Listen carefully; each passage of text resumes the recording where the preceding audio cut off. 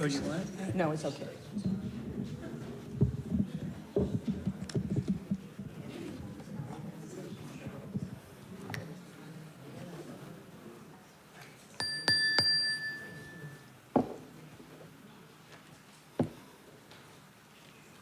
Good morning.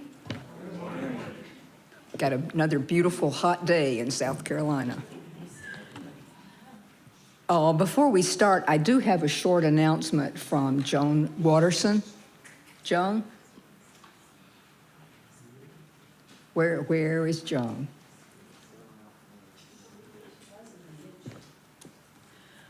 Okay, let me just go ahead and start, and she'll come in.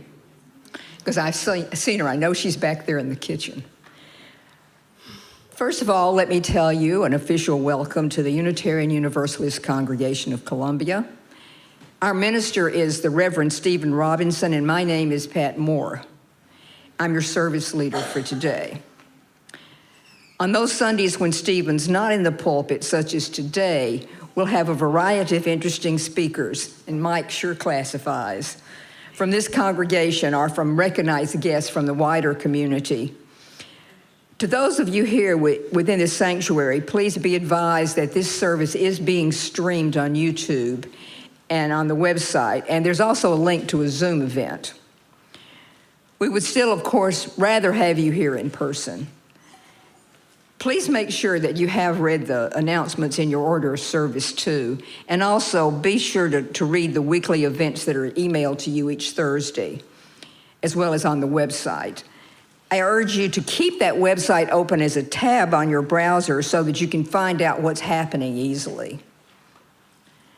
And I also have a quick announcement for parents. We always welcome families and young children, and today the children and youth are invited to bring toys and books that are found back at the end of the social hall, back to their seats if they're here in the service with parents.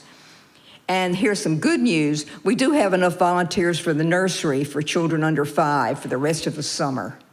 So if you have a child under 5, they're back there. And while Joan she's here now, so I'm going to let you make your announcement first.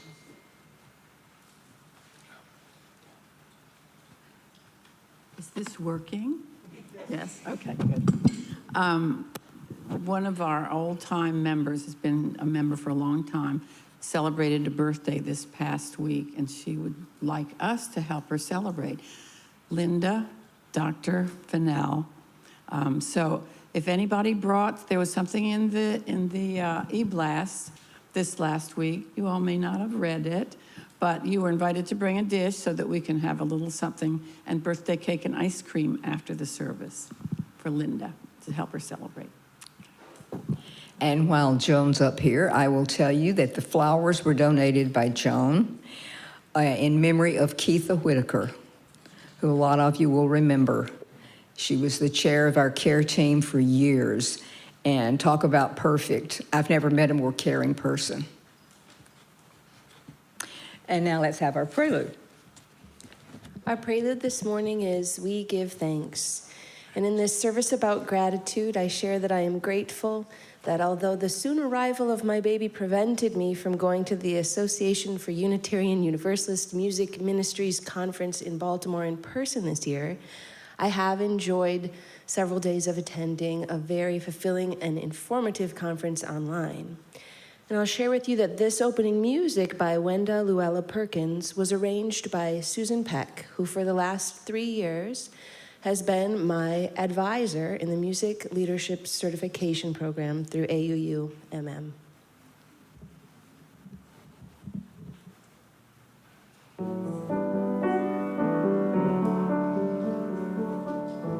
Oh, we give thanks for this precious day, for all gathered here and those far away, for this time we share with love and care.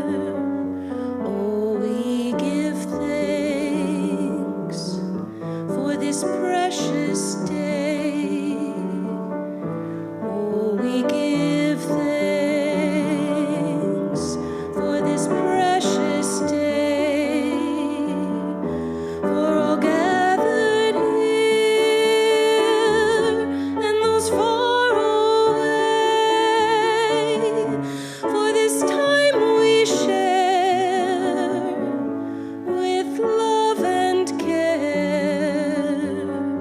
Oh, we give thanks for this precious day.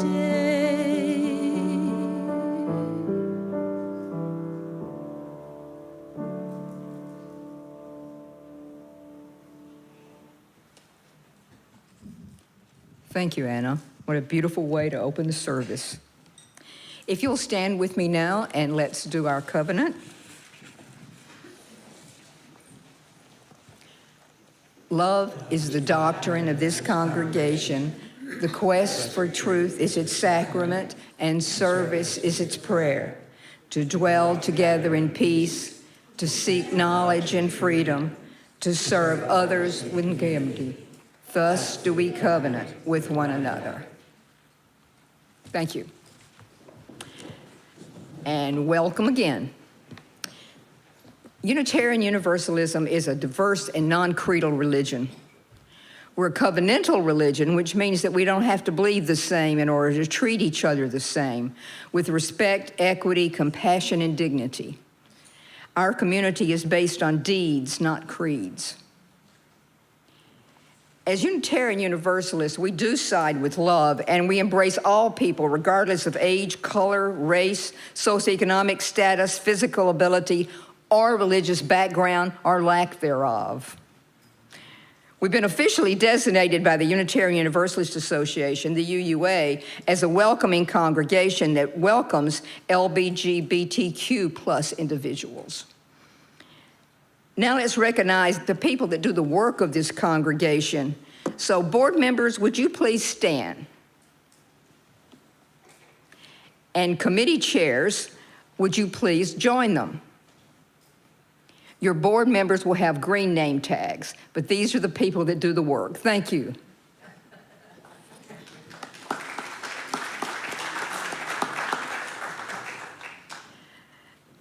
By the way, all these people welcome your comments or questions if you have them, so they're the people to go to. And at this time, we'd like to also welcome any guests or visitors that are with us today. So visitors, if you're willing and able, please rise and share with us your name and where you're from. Or if you have guests, please feel free to introduce them. And Mark's going to bring the microphone around.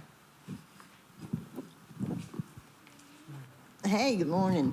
I'm Sparkle Clark. I'm from Dorchester. I've been in Columbia all my life, but then last year I moved to Dorchester. And it was a struggle to get here today, but I wanted to hear Mike. Thank you. Good morning. My name is Marion Davis. I live in Columbia. I'm from Camden, right down the road. And Mike is my good buddy, my Gamecock buddy, so there was no way I could miss coming today and hearing him and getting to meet you all too. Good morning. I'm Barry Arendt. I'm living in Charlotte, North Carolina right now, but I am a former member of this congregation. And I just realized I've been gone here 10 years. Isn't that amazing? But it's good to see so many familiar faces, and I come back with a grateful heart to see all of you and to be able to join you at your service this morning. Thank you, Barry. Welcome. Hi, my name is Heather Endicott. I live in Irmo, South Carolina, and I came to this church about when I was a teenager. I'm 32 now, so it's been a long while, but I wanted to come back and visit. Thank you. Welcome back, Heather.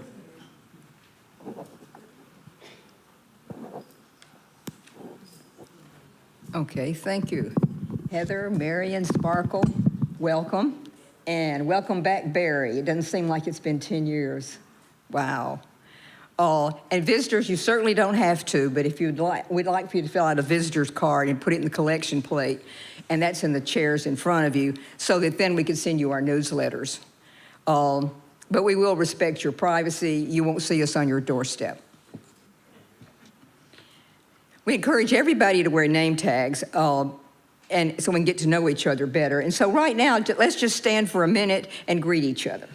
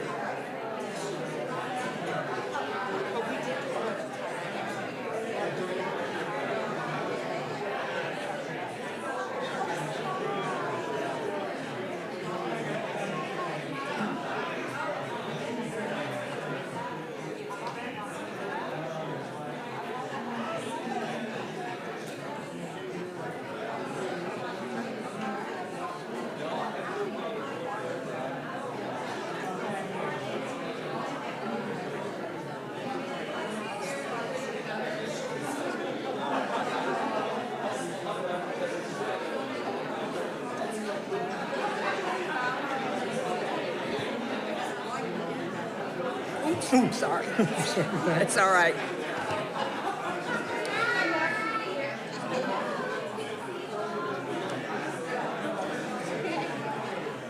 Okay. I'll segue to the story below ages, since I'm doing the open words. I think so, yeah. Okay, all right.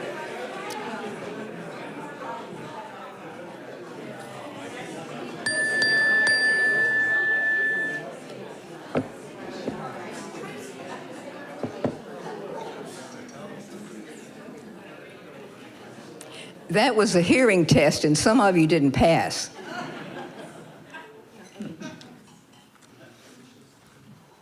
Thank you.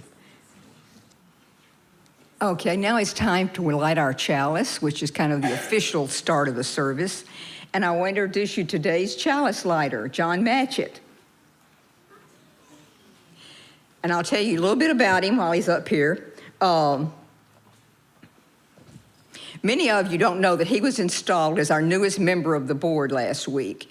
And many of you just know him as the husband of Sharon and a human friend to all of their canine children, Lacey and Cammie, two beautiful poodles.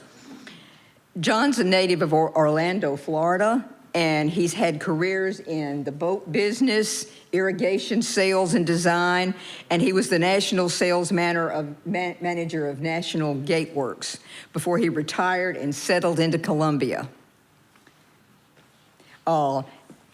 Sharon did add that when not doing yard work, Johnny enjoys spending his time cooking, golfing, taking on work repairing his golf clubs, and wishing he was fishing.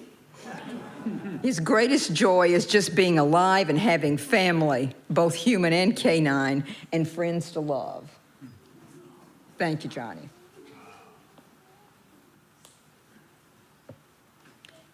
Spirit of life and light coming to us. Now it's time for our musical meditation. I invite you to join in singing our opening hymn. It's number 21, For the Beauty of the Earth. And you can stand as you're willing and able to join in singing.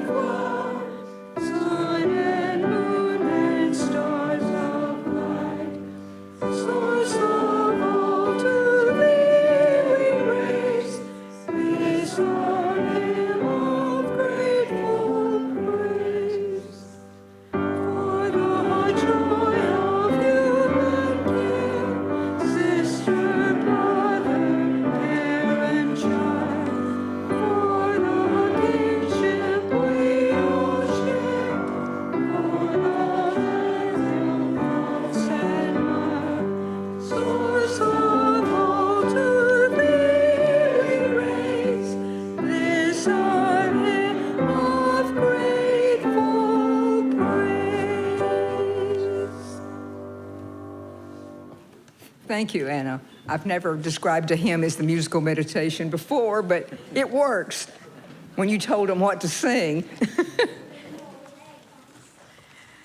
Okay, I want to introduce my good friend Michael. Dr. Michael Sullivan has been a member of the UUCC for the past 15 years. After he and his wife, Susan, moved here to South Carolina, they previously lived in New York City and the Washington, D.C. area and Tampa's St. Pete area. But Mike has never been had never been to a UU service until he came here, and he heard our beloved Dr. Neil Jones speak. And Neil will be here next week, incidentally.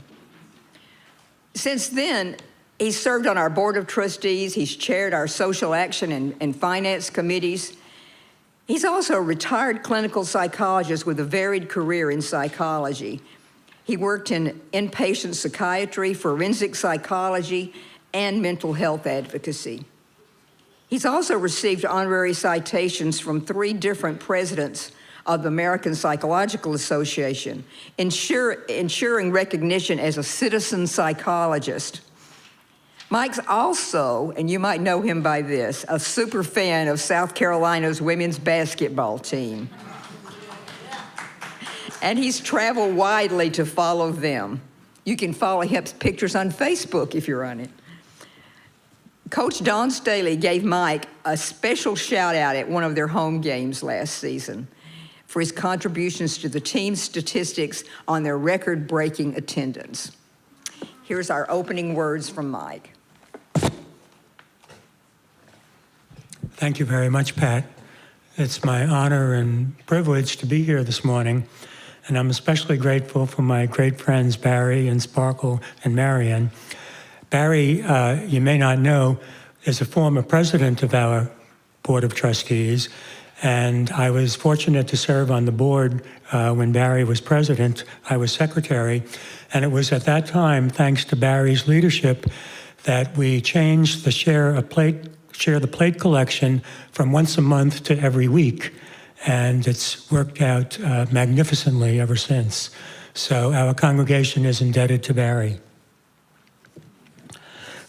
My opening words are from Mary Oliver, who was sometimes known as the unofficial poet laureate of Unitarian Universalists.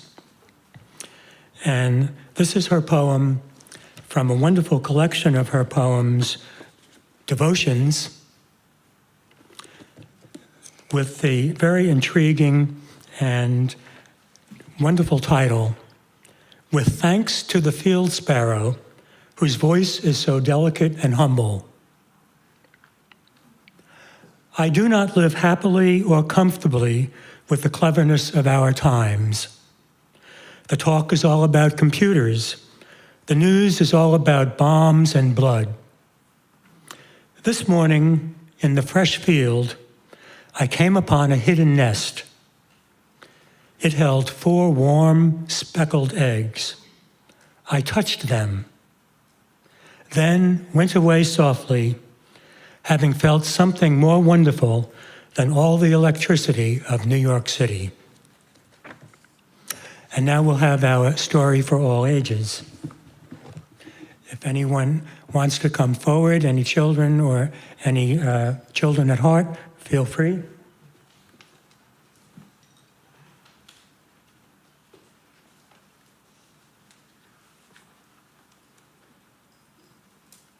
Good morning.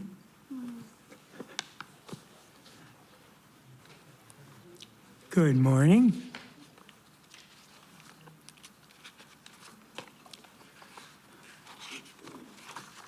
Well, we have some beautiful looking children with us, and what I have for you this morning are some poems.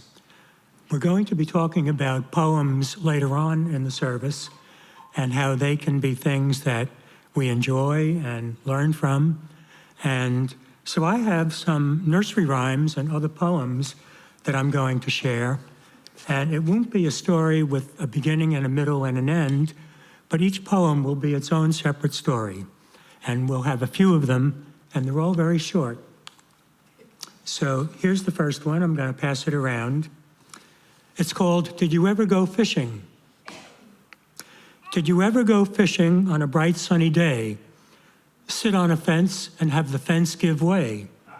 Slide off the fence and rip your pants and see the little fishes do the hoochie coochie dance. And our next poem is called Mud. Mud is gooey, squish patooey. Mush it with your fingers, gush it with your toes. Slimy, grimy, wet and grimy. Ooh, I like mud. Do any of you like mud? Anybody like mud? You like mud. That's good. And here's one that is well known. It's raining, it's pouring. It's raining, it's pouring. The old man is snoring. He went to bed and bumped his head and couldn't get up in the morning. And here's another one about an old man. There was an old man with a beard who said, "It is just as I feared. 2 owls and a hen, 4 larks and a wren have all built their nests in my beard." And you can see the very long beard this old man has.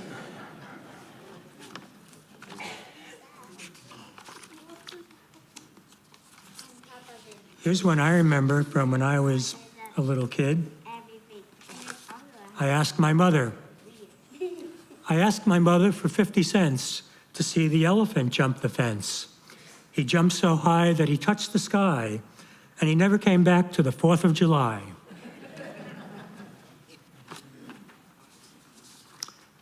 Here's one that has some very clever words in it. It's called A Fly and a Flea in a Flue. Like a chimney, flue. A fly and a flea in a flue were imprisoned, so what could they do? Said the fly, "Let us flee." "Let us fly," said the flea, and they flew through a flaw in the flue. I think that's a tongue twister. And here's one, way down south. I think that's where we live, but I'm not sure I've seen one of these. Way down south where bananas grow, a grasshopper stepped on an elephant's toe. The elephant said, with tears in his eyes, "Pick on somebody your own size."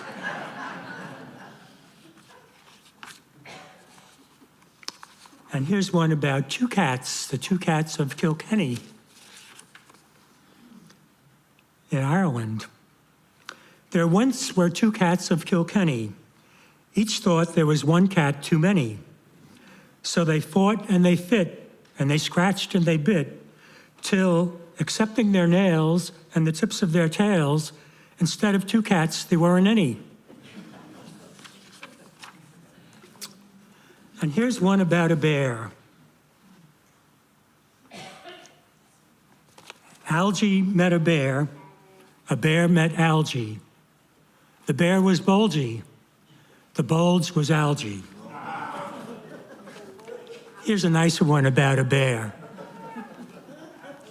Fuzzy Wuzzy was a bear. Fuzzy Wuzzy had no hair. Fuzzy Wuzzy wasn't fuzzy, was he? I identify with that one. And here's a very wise one about an owl. You've heard of the wise old owl? There was an old owl who lived in an oak. The more he heard, the less he spoke. The less he spoke, the more he heard. Why aren't we like that wise old bird?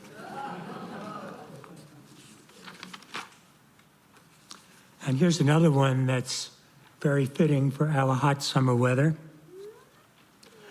Whether the weather be fine, or whether the weather be not, whether the weather be cold, or whether the weather be hot, we'll weather the weather, whatever the weather, whether we like it or not. And I want to end with an excerpt from a beautiful book of poems called A House is a House for Me by a lady, Mary Ann Hoberman, who lived to be 92 and passed away just this past week. Barrels are houses for pickles, and bottles are houses for jam. A pot is a spot for potatoes. A sandwich is a home for some ham. A flower's at home in a garden. A donkey's at home in a stall. Each creature that's known has a house of its own, and the earth is a house for us all. And that's the end of our story for all ages. Thank you for coming down.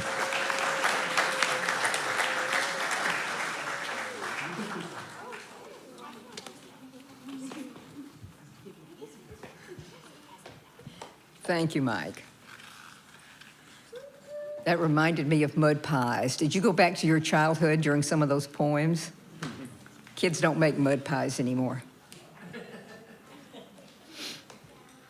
Now's the time for our candles of community. So if you have a personal joy, sorrow, or concern that you'd like to have shared from this pulpit, particularly on streaming, please email or text our minister by noon on Friday. If you're here in person and you'd like to speak for yourself, please pick up one of the candles in the basket on the entry table and come forward to speak briefly when requested. And David's getting our mic ready. We didn't have any candles submitted this week, so will any of you who have taken a candle please come forward at this time?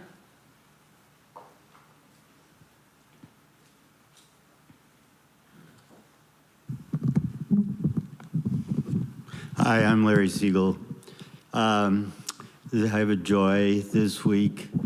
We went to Asheville. My daughter is a pediatric dermatologist at Stanford, and we came a little early, and we were at a cabin in the woods, and we saw 3 bears go right by for when the porridge was too hot, for when the porridge was too cold, for when the porridge was just right. So we only saw them one day and didn't see them again after that. And we had dinner with next week's speaker, Neil Jones, who lives in Asheville now. And his talk is going to be somewhat on class, and he's going to try, Pat doesn't think he'll be able to get up on time, but to come to the forum.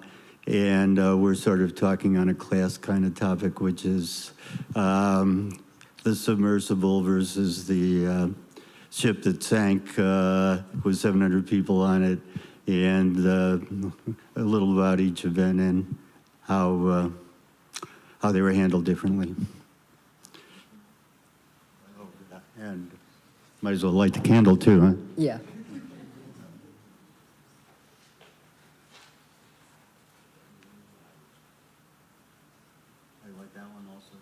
No, no. Oh, that's right, that's the last one. Hi, I'm Joan Watterson again. I'm lighting this candle for concern and a joy, all in the same person. Mark Tompkins had heart surgery a couple of weeks ago and had some complications, but finally is better now and got home on Friday. And Mark, we hope you're feeling better and continue to heal. Mark was a former president and served on the board several times, I believe, but his big claim to fame is that he is the parliamentarian for each of our annual meetings. He comes for that, yeah. But they watch he and his wife, Trish German, watch the service on Zoom every Sunday.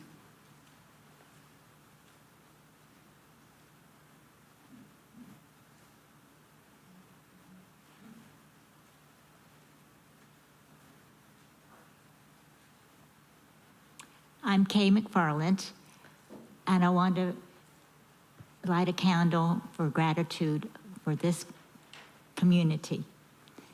About 3 months ago, you celebrated my husband's life with me, and that meant an awful lot. And now I'm considering moving back to Columbia, and anybody that has any interest in renting a room, sharing a place, or even discussing it with me, please let me know and put it on your mind that it doesn't have to be right now, it could be later, because I can try living alone for a year in Greenville before I come, or I could come now. Thank you.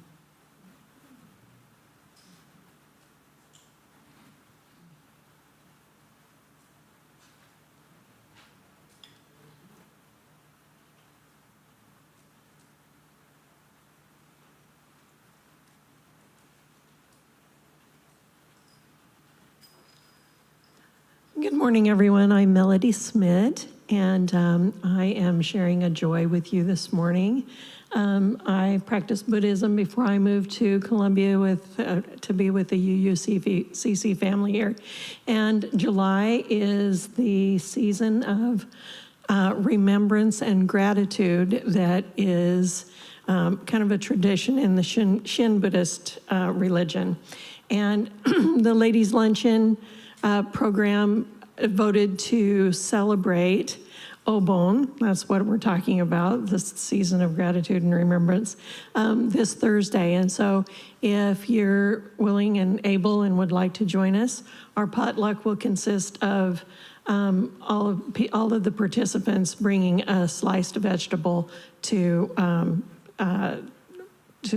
be available for a traditional Japanese salad, summer salad that we're going to put together. So, but my gratitude is that I'm grateful for many things, and one of that is all of the work and the time that's been put together for me to be able to come to the UUCC every Sunday. So, hope to see everybody Thursday. What a perfect candle to end the candles for a service on gratitude. Thank you, Melanie. Oh, okay. Hi, I'm Chuck Ashley, and I'd like to light a candle of concern and compassion for my immediate family. We're all suffering because my mother is rapidly going into dementia, and it's been very, very hard for my father, mostly. He's 93 years old, and he's being her caretaker. And my brother, Scott, and myself are taking turns babysitting my mother because she can't be left alone anymore. And it's very, very difficult to see and to live with and to go through, and it really hurts bad.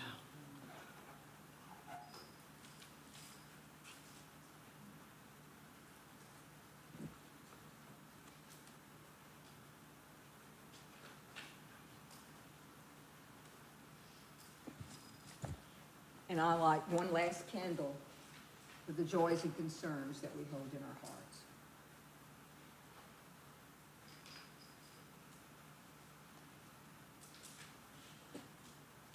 Let's have just a moment of silent meditation.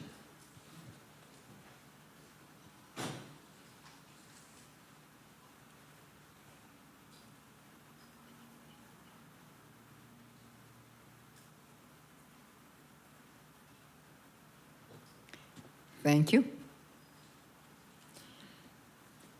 Now it's time for us to share our abundance. And you've heard this congregation does contribute to Share the Plate, where half of our cash collection goes to a local charity every Sunday. It's a way for us to give back to the community. This month's Share the Plate recipient is Justice 360. If you're contributing by check, please write Share the Plate on the memo line, or you can make an online contribution too. And those of you who are streaming may certainly contribute.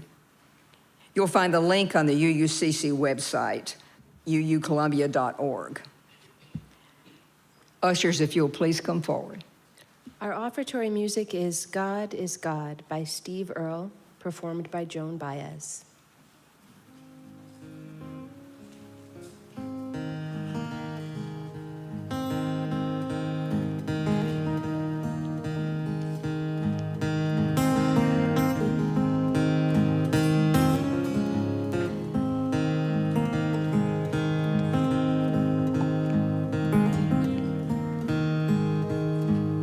I believe in prophecy.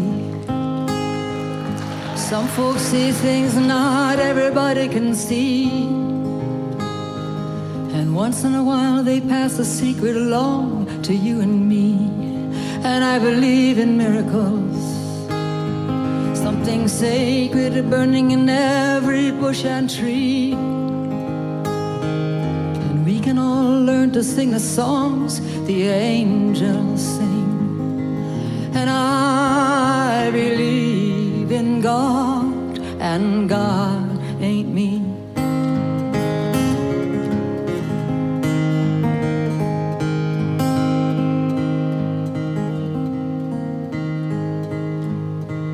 travel around the world, stood on mighty mountains and gazed across the wilderness. And I've never seen a line in the sand or a diamond in the dust.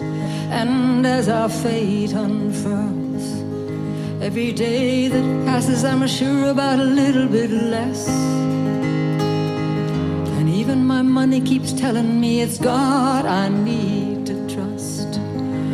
And I believe in God, and God ain't us.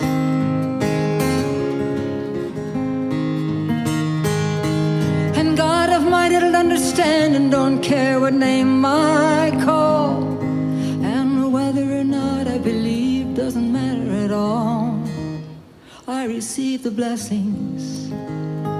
Every day on earth is another chance to get it right. Let this little light of mine shine and rage against the night. It's just another lesson.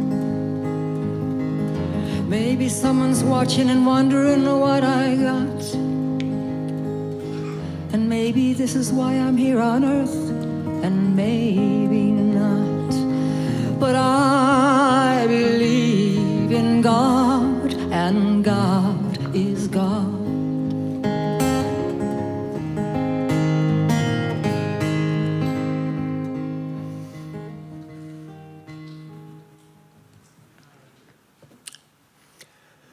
One year ago, last July, I spoke here about a book by a prominent Unitarian minister that inspired me. The book was Love and Death by the Reverend Dr. Forrest Church. Today, I will be speaking about another book by a prominent Unitarian minister that inspired me.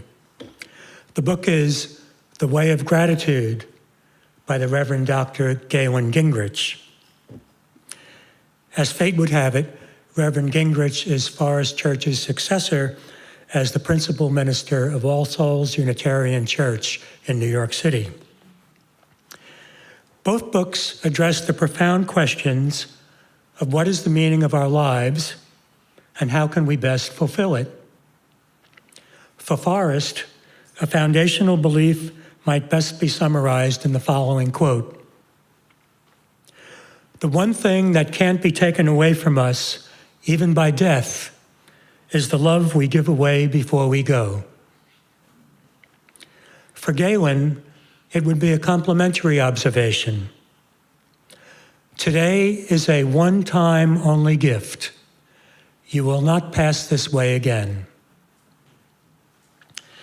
Reverend Guengerich, whom I will call Galen, having once met him and heard him preach, offers us what he calls a new spirituality for today.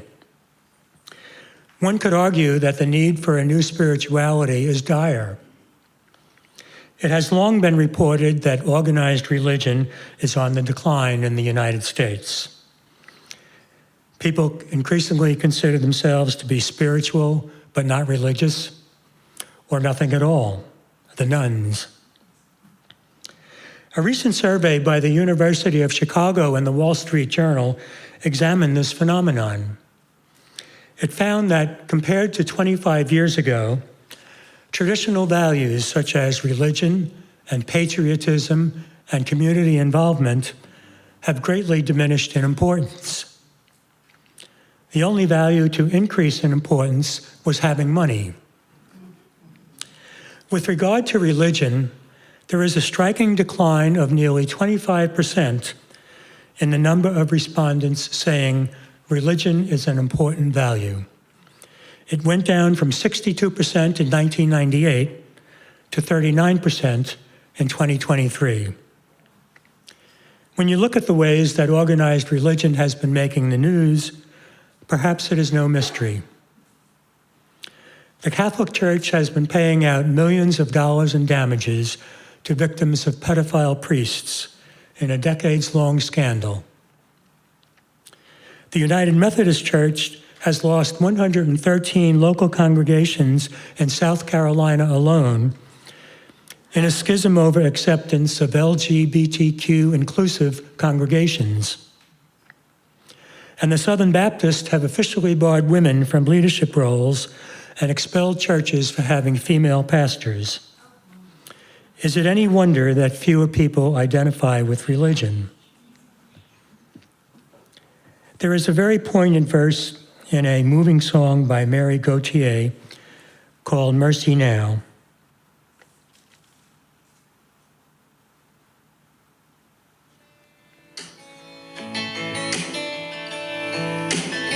My church and my country could use a little mercy now.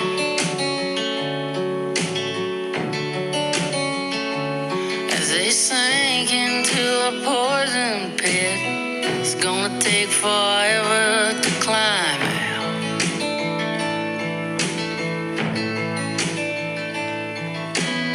They carry the weight of the faithful who follow them down.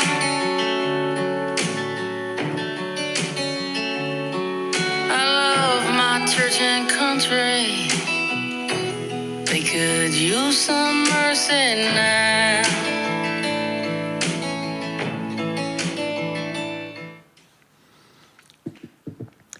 Galen points out another aspect to the growing irrelevance of religion for many. One characteristic of religious traditions, such as Judaism and Christianity and Islam, is that almost everything that has ultimate meaning either happened in the ancient past or will happen in the infinite future. In contrast, he emphasizes the importance of the present. In much the same way, so do Buddhists and practitioners of mindfulness. And so he proposes a new grounding for a contemporary spirituality, one that will enable us to find meaning and joy in our day-to-day lives. It requires opening ourselves to everyone and everything else.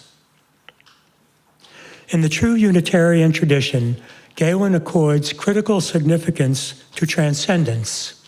He writes, "In spiritual terms, transcendence is the ability to go beyond the confines of our daily lives and open ourselves to the reality of the larger world and our place in it. In its fullest sense, transcendence is the experience of opening ourselves wholly to everything." This kind of openness is at odds with our secular culture's emphasis on personal freedom. Galen says the opposite of openness is a spiritual form of narcissism. Our culture focuses on the individual, what I think, what I feel, what I know, what I want, what I need. But what happens if happiness is primarily a form of private satisfaction? It isolates us from values that link our individual happiness to the well-being of the people and the world around us. For Galen, this isn't just bad for us as individuals, it's bad for the character of our nation. One look at the distasteful state of our politics of dividing and demonizing bears witness to this. As Mary Gauthier sings, we all could use a little mercy now. Galen sees gratitude as our gateway to meaning. It makes us aware of all the things that have come our way from the people and the world around us.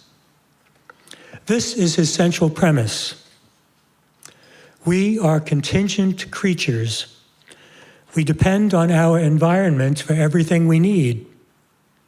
We depend on the largesse of the natural world for our very existence. And we depend on the people around us for the quality of our ongoing lives. In this light, gratitude becomes the best possible response to the gift of another day. It can lead to an abiding sense of joy, joie de vivre. It enhances our health and well-being.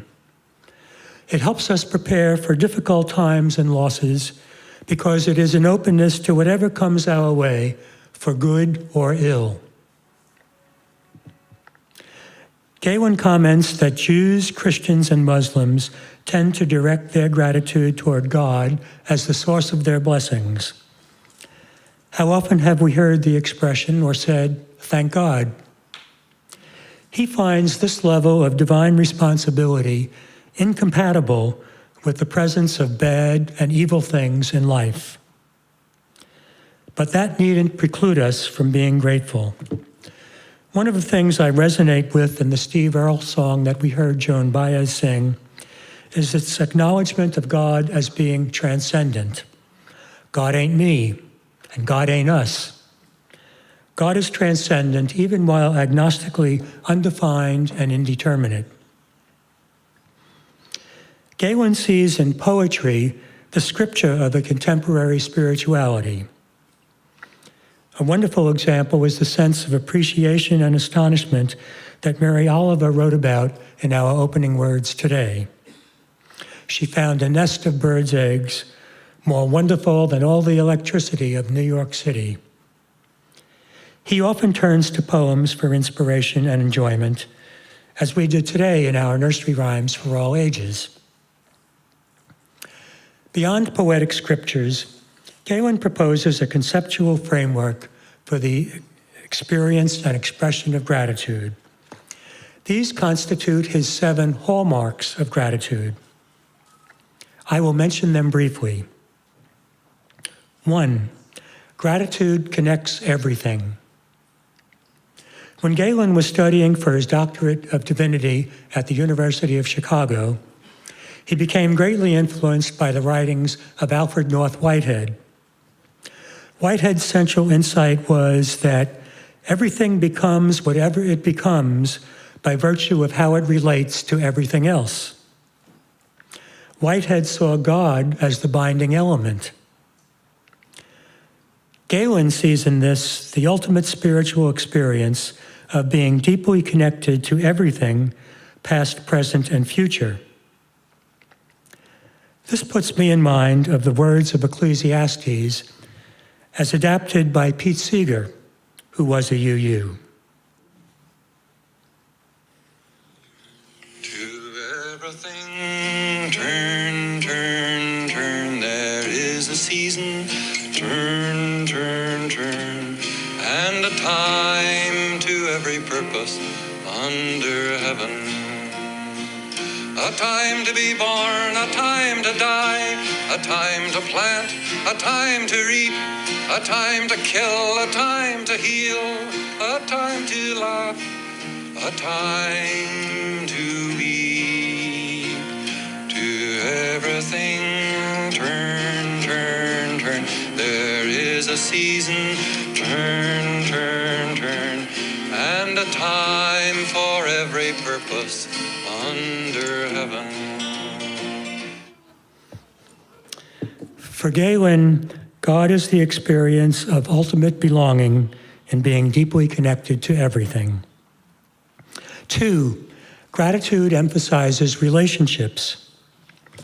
Galen sees our past relationships and experiences as prelude to the future possibilities we represent.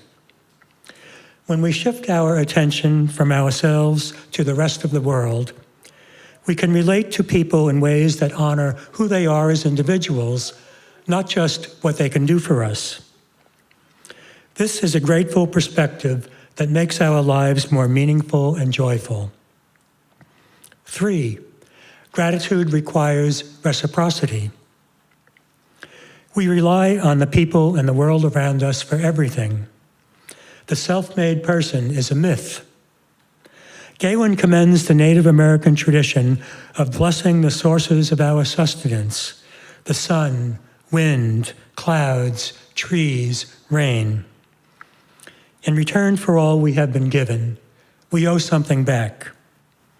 Gratitude helps us do our part to make life around us flourish. 4, gratitude takes responsibility. Galen points out that time is the only truly non-renewable resource in human experience.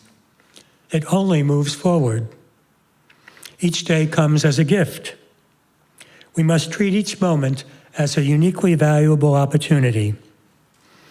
I have always loved the poem by E.E. Cummings, another UU, that begins, I thank you, God, for most this amazing day, for the leaping greenly spirits of trees and a true blue dream of sky, and for everything which is natural, which is infinite, which is yes. Accordingly, Galen ends all his worship services with the words, this is the day we are given. Let us rejoice and be glad in it. 5, gratitude creates beauty. Galen contrasts the strictly religious definitions of beauty from his Mennonite upbringing to a much wider conceptualization of beauty. He sees beauty as having to do with the nature of relationships in the world we experience. This happens when our relationships to others and the natural world are harmoniously reciprocal and valuable to everyone and everything involved in giving and receiving. 6, gratitude maximizes dignity. We practice gratitude when we recognize our own good fortune. One of my favorite songs is There But for Fortune, written by Phil Oakes in 1963. I'd like to play the first verse as sung by him, and the last verse as sung by Joan Baez at her 75th birthday concert in 2016.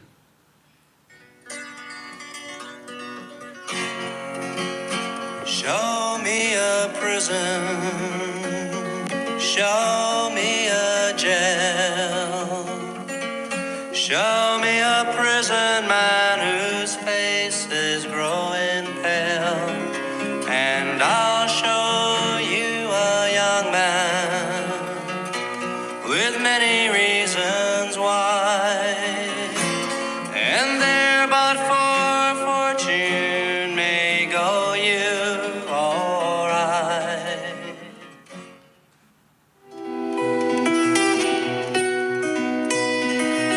Show me the countries where the bombs have to fall. Show me the ruins of those buildings once so tall. I'll show you a young land with yet so many reasons why. There, but for fortune, go you and I, you and I.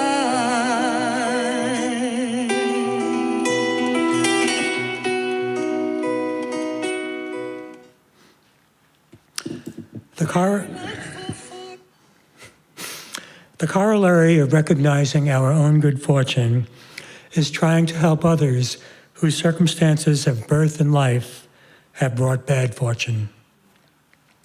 7, gratitude seeks possibility. Gratitude helps us to advance the potential of the future.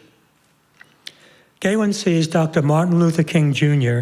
as one of the greatest prophets of possibility in recent times. He epitomized how our choices and actions can change human history. For Galen, the experience of possibility is divine. To be able to live and shape another day is a gift beyond measure. In concluding his book, Galen stresses the importance of making gratitude a spiritual practice through a daily ritual. A gratitude ritual can be as simple as counting your blessings. His personal ritual involves setting aside a few minutes every morning to pause, ponder, and pray. He lights a candle, uses a 3-minute sand timer, and writes in a 1-page-a-day journal. He focuses on leaving behind the past, being attentive to the present, and exploring what's possible in the future day ahead. He ponders the selection of poetry or inspirational writing that he has selected for what he calls the First Light Meditation. This is a daily passage he circulates on email. It is a way to keep company with fellow spiritual seekers worldwide who ponder the same words on the same day. I've been getting these for years and find them most helpful. You can sign up for them at GalenGuengerich.com. Finally, Galen prays, which he defines as declaring what you most deeply desire for yourself and your world. This is his daily prayer. I receive the gift of this day with gratitude. I seek to accept all that is past. I seek to embrace all that is present. I seek to realize all that is possible, the clarity of truth, the joy of beauty, the satisfaction of justice, the lure of adventure, the fullness of peace. I seek to be worthy of the gift of this day. Last month, the New York Times ran an article entitled, "Be Grateful, Say So, It's Good for You." It quoted Dr. Robert Emmons, a psychologist who did landmark research on how people benefit from gratitude. He says, "Gratitude heals, energizes, and changes lives. It is the prism through which we view life in terms of gifts, givers, goodness, and grace." Another expert has said, "Gratitude seems to be the gift that keeps on giving." In keeping with this, our closing words today will be Mary Oliver's poem, "The Gift." Finally, I want to express my deep gratitude for our UUCC family and this chance to speak to you, and my best friends for being here and part of it. Thank you all very much.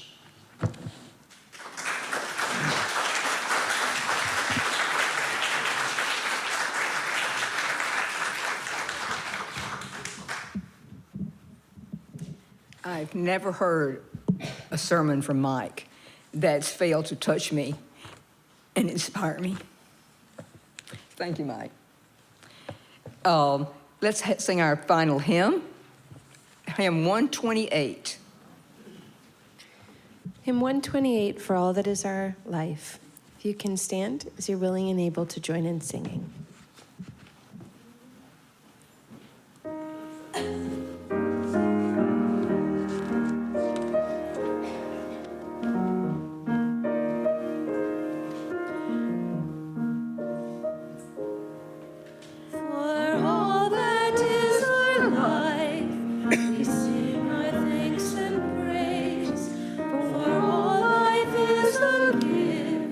Which we are called to use.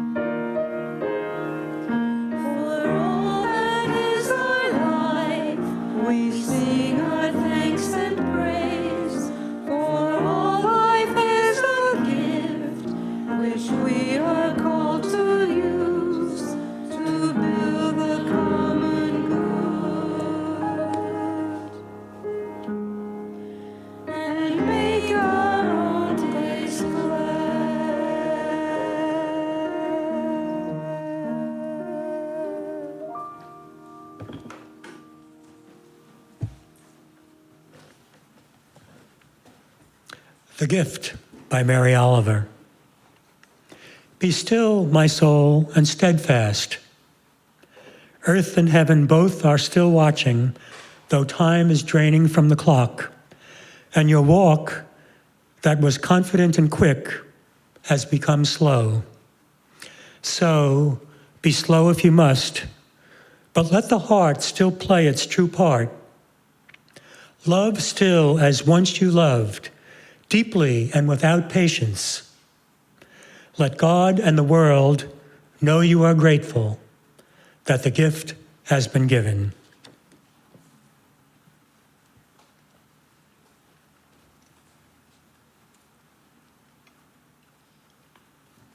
I'd like to extinguish this chalice using some of the words that Mike did in his sermon. This is the day we have been given. Let us rejoice and be glad.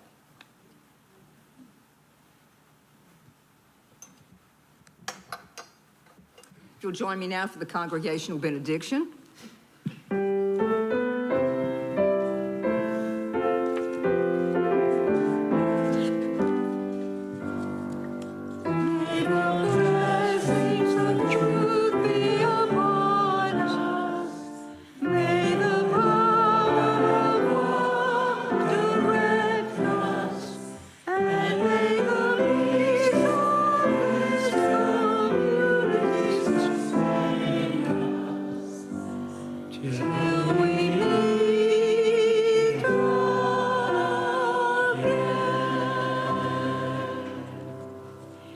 This concludes our service, but please join us for cake and coffee in the social hall.